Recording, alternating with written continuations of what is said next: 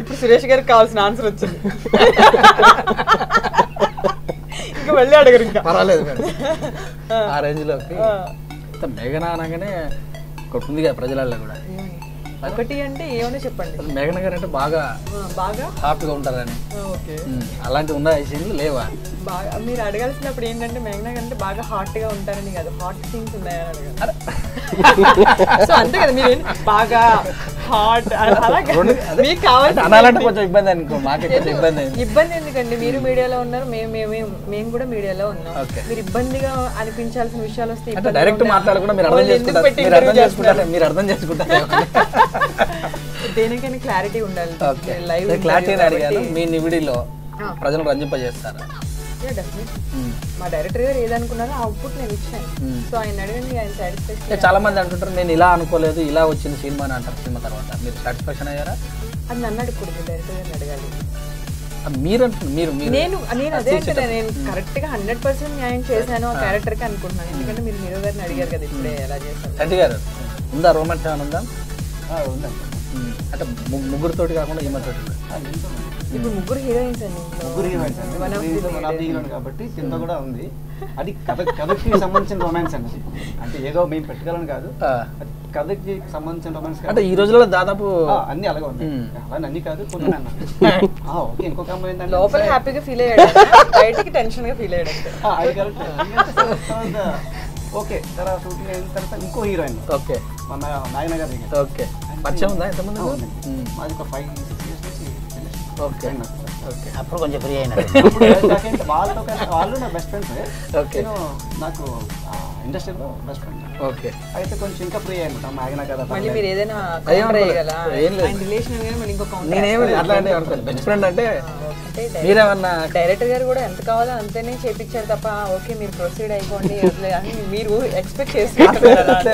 మీరు అడిగే బాగా మీరంటే కొంచెం ఉంటుంది తర్వాత మేఘన గారు అంటే కావాలని చూసే వాళ్ళు ఉంటారు. రీటేక్ అంటే అలా మేఘన గారు చాలా స్పీడ్గా వెళ్తుంటారు. సో అటువంటిదన్నీ యాక్సిడెంట్లు జరిగి అవతల వాళ్ళు కాలిపోయిన వాళ్ళు, చెయ్యిపోయిన వాళ్ళు,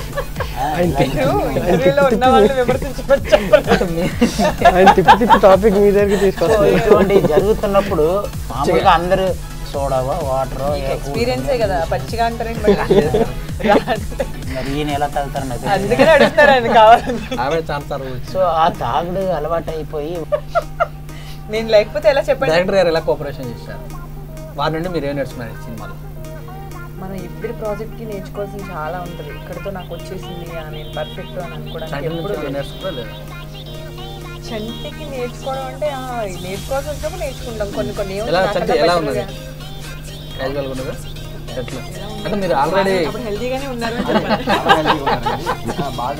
మీరు ఆల్రెడీ ఫ్రెండ్స్ కదా, ఇక బాగా సెట్ లో బాగుంటారు. అల్లరి కూడా డైరెక్టర్ గారు చెప్పాలి ఈ మాట. మీరు అనుకున్నప్పుడు షాట్లోకి వచ్చారా?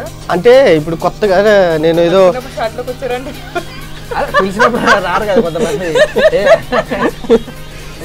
ఇప్పుడు కొత్తగా వీళ్ళు కాంబినేషన్ ఏం కాదు, ఆల్రెడీ వీళ్ళకి పరిచయం ఫ్రెండ్స్ కాబట్టి. సో నాకు సులువు అయిపోయింది ఆ కాంబినేషన్ గా, నా కెమిస్ట్రీ గా వర్కౌట్ అయిపోయింది.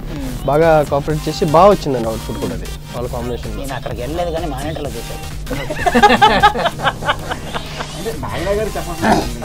మీకు నచ్చిన సీన్ మీరు చేసిన దాంట్లో ప్రేక్షకులు ఆ సీన్ కోసం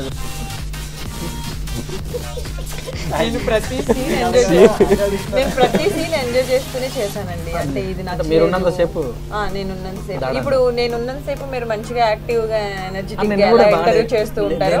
సో నేను సెట్ లో కూడా అలాగే మా డైరెక్టర్ గారు అనుకున్నది తండ్రి గురించి చెప్పలేదు. ఏం 24 రోజులలో మీరు అనుకునే అంత అలాంటి రిలేషన్ కాదు, చాలా ప్యూర్. నేనేమనుకోలేదు మేడం, నేనేమనుకోలేదు. మీరు బాగా మీరు అనగానే రొమాంటిక్ అని లాగ్ చేస్తూ ఉంటారు కదా. అలాంటప్పుడు డైరెక్టర్ గారికి చెప్పేసి సాయి గారిని తీసుకెళ్ళి సురేష్ గారు